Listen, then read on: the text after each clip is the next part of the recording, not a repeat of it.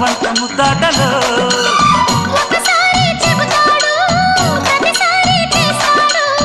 అంటూనే చీపాడు అందంతో రాపాడు